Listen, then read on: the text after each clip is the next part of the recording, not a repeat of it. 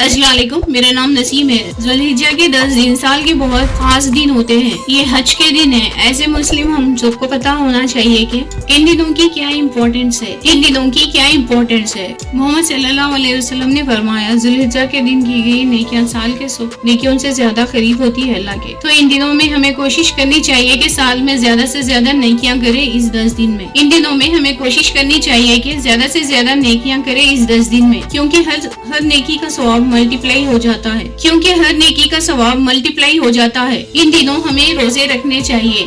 اگر آپ سارے روزے نہیں رکھ سکتے تو ایٹ لیسٹ عرفات کے دن کا روزہ رکھیے، which is the 9th day of ذوالحجہ۔ محمد صلی اللہ علیہ وسلم نے فرمایا، حضرت محمد مصطفیٰ صلی اللہ علیہ وسلم نے فرمایا عرفات کے دن کا روزہ ایک سال پچھلے اور آنے والے سال کا کفارہ ہے، جو لوگوں کو جہنم سے آزاد کرتا ہے۔ That means عرفات کے دن کا ایک روزہ رکھنے سے آپ کے اگلے گناہ معاف کر دیے جائیں گے۔ حضرت محمد مصطفیٰ صلی اللہ علیہ وسلم نے فرمایا، عرفات کے دن کا روزہ ایک سال کے گناہوں کو معاف کرتا ہے اور جہنم سے لوگوں کو رہا کرتا ہے۔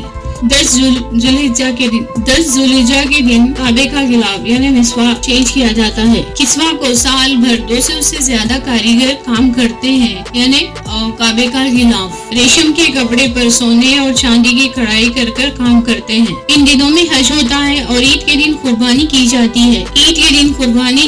ہے، جو کہ ابراہیم علیہ السلام کی سنت ہے۔ جو لوگ زکوٰۃ دینے کے لیے کیپیبل ہو انہیں قربانی واجب ہوتی ہے۔ ان میں سے 3 حصے کیا جاتا ہے۔ گوشت کے 3 حصے کیا جاتا ہے، ایک حصہ گھر کے لیے، ایک حصہ رشتہ داروں کے لیے، ایک حصہ نیبرز کے لیے۔ اگر مہمان گھر میں زیادہ ہو تو آپ ایکسٹرا بھی رکھ سکتے ہیں۔ قربانی کا وقت عید کی نماز کے بعد سے لے کر اگلے 3 دنوں تک ہوتا ہے۔ جس طرح ہم امپورٹنس رمضان کو دیتے ہیں، اسی طرح حج کو بھی دینا چاہیے، کیونکہ ان دنوں میں کیے گئی نیکیوں کا ثواب کئی گنا زیادہ ہمیں ملتا ہے۔